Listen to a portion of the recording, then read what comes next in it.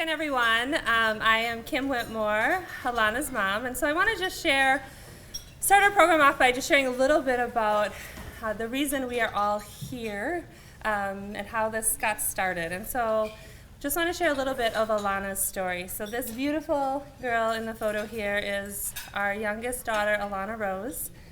And I want to just kind of walk you up to the days preceding the day that we had to say goodbye to Alana. Saturday, February 23rd was an incredible day for us. We had an incredible baby sprinkle that my best friend over there, Miss Erica Andres, threw for me in Milwaukee. And on our way to our baby sprinkle, we stopped and got our family maternity pictures. So the picture on the left is our family maternity pictures that we had that morning, and then me at our baby sprinkle that afternoon. Then the next day, on Sunday, February 24th, we actually just got the keys to our new home. Going from 2 kids to 3, you sort of got to make room for that, and so we were really fortunate to find a great house to make room for our growing family. We had all the presents and things ready for her nursery. We had just had our shower, and we were finally getting really, really excited for our baby girl to be here. And I even broke down and got the minivan. So we were fully prepared and super excited to meet our sweet baby girl, Alana. Then on Monday, the next day, February 25th, at 9 a.m., I went in for a routine appointment at the maternal fetal medicine clinic. I had an ultrasound and a non-stress test that day, and thankfully everything was wonderful, and she was growing and had a strong heartbeat. And again, just really excited to be having made it to 32 weeks and being excited for just the last home stretch of our pregnancy with our sweet baby girl. I even was fortunate to be able to record her heartbeat as I was getting my non-stress test, and I'm very grateful that I had that. It was the last time that I heard my baby's heartbeat, and I have it in Build-A-Bear now that is really special to me. So later that day, around 8:30, I was sitting in this rocking chair next to my boys' bunk beds, and yes, the room is always that messy, so there's no photoshopping of that. And our usual routine in our old home was that I would read stories in the rocker and stay in the room until the boys went to bed, and just started having really bad abdominal pains. Wasn't quite sure at first what it was. I thought, maybe I ate something bad and it was just bad, like GI upset. So my first instinct was to run to the restroom. And when I got into the bathroom, my pain went from, that hurts, to, oh my God, I think I'm going to die. And so I called in to the OB triage line to find out what's happening, what I should do, and was told to come into the OB triage. And so we're, in our pajamas, ready for bed. And so quickly tried to get myself ready, put some pants on so I could have my husband drive me to the OB triage. And the pain just kept getting exponentially worse to the point where I could not move. I was doubled over in pain. And I told my dear husband, Corey, I think you need to call 911 because there's no way you can drive me to the hospital. And so within probably 15 minutes of the onset of pain, I was in an ambulance on the way to the hospital. And I remember being in the ambulance, and I'm a nurse, so I pay attention to what people are saying and doing. And I just remember my blood pressure was in the low 50s over 30s, so any of you who are medical people know that's really bad. And a lot of what happened after that point was really kind of a blur to me. We finally got to the hospital, and after a few failed attempts of trying to find my baby's heartbeat, we were told that they were not able to find her heartbeat. And that is probably the moment where our world stood still for a little bit, and something you never want to hear as a mom. And I don't remember a whole lot after that moment and what happened. I was also really sick, which I'll explain a little bit later, but that was a moment where our life was forever changed. And I woke up the next morning on Tuesday, February 26th, to learn that my baby girl, Alana, was born at 3:14 a.m. She was 4 pounds, 1 ounce, 18 inches long, and all sorts of beautiful. Sorry. And so I just remember, the nurse coming into the ICU, because I was in the ICU, and asking me if I want to hold my baby. And I thought for a moment that I must have dreamed it all, that she was still here. And so it took me a little while from when I held her to really realize that my baby was gone. So when you lose a child, it is truly the most unimaginable pain that you can imagine. And it took a long time for me to not wish that I had died with my daughter. But these two beautiful boys here in front of me are the reason that keeps me going every single day. What I also learned had happened, the reason that my baby girl died was I had a acute, complete, concealed, class 3, for those medical professionals, placental abruption. And so those of you who don't know what a placental abruption is, it is when the placenta detaches from the uterine wall. And because I had a complete abruption, the concealed part meant that I didn't have any external bleeding, so I had no signs besides until I had the extreme pain that there was anything wrong. And essentially, my baby was disconnected from the life-sustaining blood flow in my body. What is worse, I think, is that there are some known risk factors for placental abruption, of which I had none, and that is also makes it really hard to understand why this happens, how I have the most severe case of a placental abruption with no risk factors is really hard to process some days. But in addition to having lost our baby girl, I also ended up having a condition called disseminated intravascular coagulation, or DIC. And again, for those of you who are medical, you can understand the cascade that is pictured on the left. Those of you who aren't, basically, my body responded by trying to stop the massive injury in my body and send all the clotting factors in my blood to stop the bleed.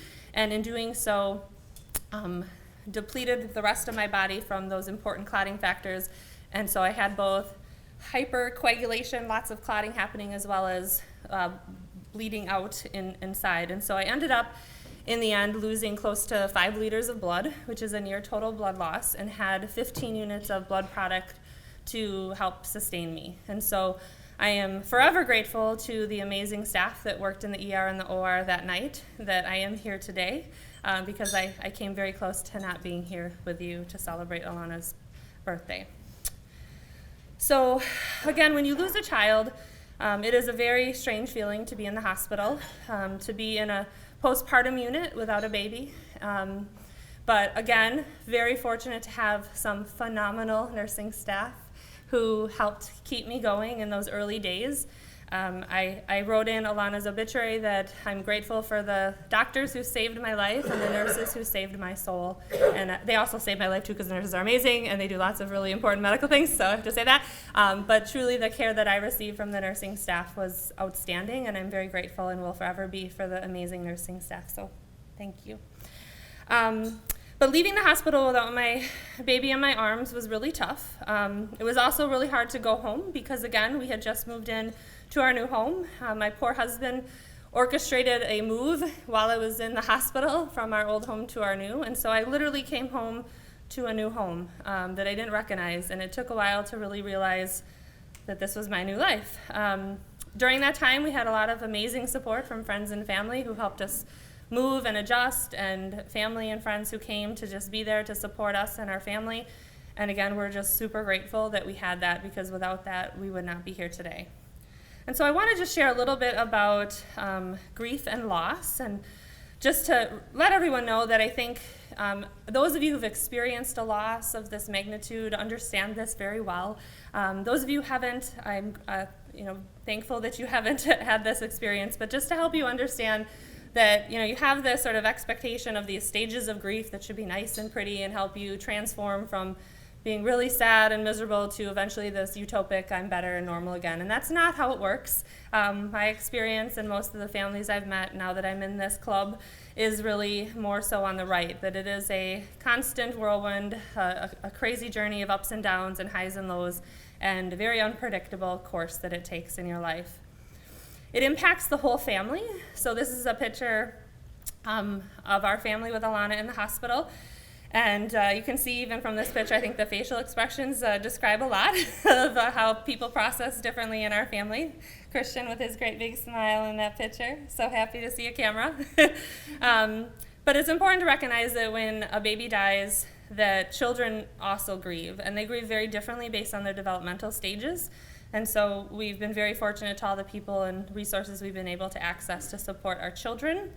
And then also just a reminder too that dads grieve too. A lot of times people support the moms and ask about the moms, but my dear husband lost his daughter that day, and that is something that is still continues to be a challenge to deal with. And so I want to leave you with just some general advice on supporting people who have a loss. The first is on the quote on the right, to just remember that, as Dr. Seuss says, a person's a person no matter how small. And so I think a lot of people were very sympathetic to us because we lost our daughter at 8 months, and so she's fully grown, should have survived. She looks and feels like a baby, and it's easy to recognize that, but there are a lot of families who have pregnancy losses early on, and the loss is just as devastating. And so it's really important to recognize that no matter if that was a 6-week-old in your body or a 1-year-old that was born into this world and left too soon, that this experience of losing a child is just as impactful across that spectrum. And so the first thing I would just recommend is to make sure to acknowledge that loss, listen and be present. We're very fortunate that we have a lot of people who just showed up and were there to be there and support us. This is something that you can't fix, and I think people's natural tendency is to try to make it better and help heal you. But this is a lifelong journey of dealing with a broken heart, and it will never completely go away. There is no timeline. It's not like after a year we magically feel better and have forgotten about the tragedy that has happened to our family. The next bullet is don't jump off the grief bandwagon. So I think a lot of people who have experienced a loss get tons of support in that first couple weeks, and then it sort of fades away. And so just recognizing that people need that support on an ongoing basis, especially around holidays and special milestones that come up.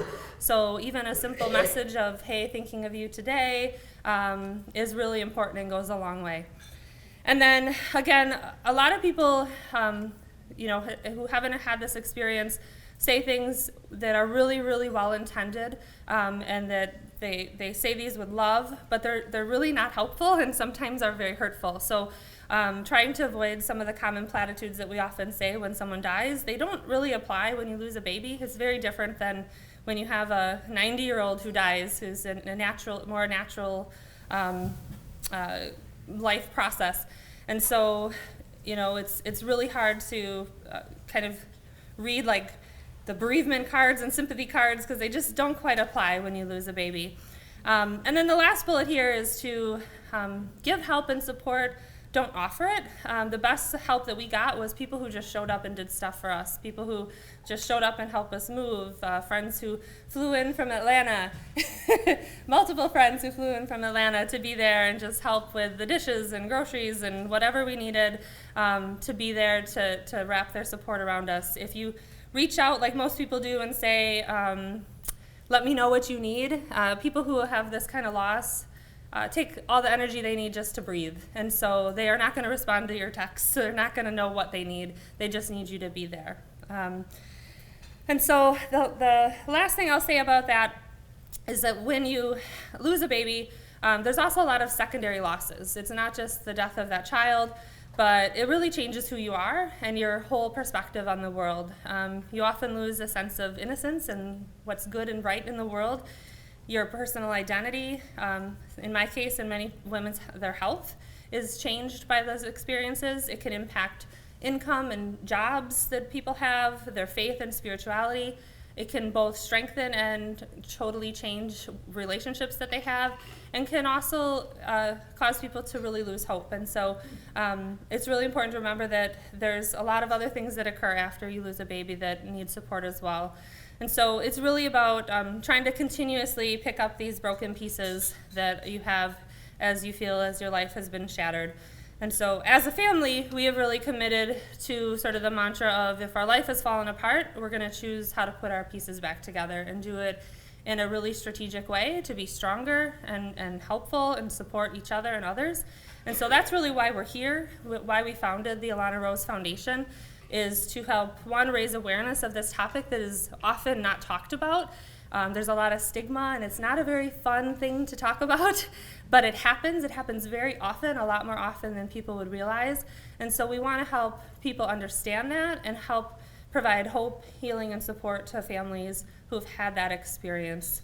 And so, I just want to highlight a couple things that we are trying to do through our foundation. And again, we just started officially in August, so we're very new, and we're like amazed that we were able to pull off this ball in such a short period of time, but here we are. But we have a couple other things that we're working on, so if you feel compelled to support any of these activities, we'd love to talk with you more about them. The first is funding for a Cuddle cot cooling system. So those of you who aren't familiar with what a Cuddle cot is, it is an infant cooling system that allows a baby's body to be preserved for several days after they die. And that is something that is really, really important for families to help with the grieving process. To have that precious gift of time with their babies allows them to create memories and to take pictures and do other things while they have the ability to hold their babies. Quentin has also started the 1,000 Cranes project. This was something that he came up with on his own, that he really wanted to make 1,000 cranes. There's a legend that if you make 1,000 cranes, you can have a wish granted by the gods. And his original wish was, of course, to have his baby sister here, but he knows that she can't be, and we've talked about that, but it's really about an intention around her life and her being happy and remembering and honoring her as he makes these cranes. So he has surpassed his 1,000 cranes this year and has now committed to making 1,000 cranes every year and then selling them to raise money for the foundation. So it's a pretty special project that he's looped some of his family into as well. And then when Alana died, we were really fortunate that my amazing mother very quickly turned my wedding dress into a burial gown for Alana.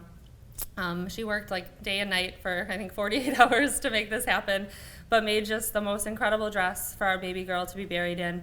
And that was really special to me, and I wanted to be able to pay that forward to others. So we do collect donated wedding dresses, of which right now we have a surplus of. And what we don't have a surplus is of people who can sew, because I am not that good of a sewer. So if you or anyone you know sews or wants to learn how to sew, this is a really great project that you can engage in to help support the creation of angel gowns that are donated to local hospitals and funeral homes. The other thing we're hoping to do through the foundation is a lot of education and advocacy work. So this is a picture of me and Alana at the Wisconsin State Capitol, where we testified for the stillbirth tax credit. And so we're always looking for opportunities to advocate for issues that matter to families who have a pregnancy or infant loss. And then around the raising awareness, here are my boys on the radio station talking about their sister just a couple weeks ago. And so any opportunities we have to help educate and talk with students, to be in the media, to help reduce the stigma around this issue is really important for us in this foundation work. And so our vision for the Alana Rose Foundation is really a world where families who have experienced the pregnancy and infant loss receive the love and support they need, not just in the beginning, but throughout their grief journey, so that they can ultimately be transformed by their experience in a way that promotes hope and healing. And so this is our family transformed, redefining what family looks like after you lose a baby, and recognizing that we still are very much a family that has Alana in it every day of our lives, and including her and parenting her in a very different way. And so we're not just here because of Alana. I know a lot of you know me and know Alana, and you're here because you personally are supporting us, but there's many of you who are here because you have had experienced a loss or know someone who has or do work in this area. And so, you know, there are an estimate of 1 in 4 women have experienced infertility or pregnancy loss throughout their lifetime. And so this is something that doesn't just impact a few people. This is a very common situation. And we were very fortunate to put out early in preparation for this event a survey to ask for people to let us know their babies' names and when they died so that we could honor them here today. And so I have up here our angel butterfly display. We had over 100 babies' names submitted through the online survey, and we plan to continue to keep these names at future events and add to that. So if you or anyone you know would like their baby to be continued to be remembered in the work that we do, we'd love to have you fill out that survey that's on our website as well. So again, this is not just about Alana, but it's in her memory and honor that we're here. And we're hoping that our work will continue to help support other families. And for this specific event, the proceeds, as you hopefully remember, are going to benefit the Unity Point Health Meritor Pregnancy and Infant Loss Program, of which we were incredibly grateful for the services and supports we received. And Meritor is the largest baby factory in Madison, and so they unfortunately, because of that, have a higher rate of pregnancy and infant loss as well. And so we're really grateful to be able to partner with them to help support their work and continuing forward. And so I'm going to bring up Michelle from Meritor to share a little bit about their program. And I want to thank you for listening to Alana's story.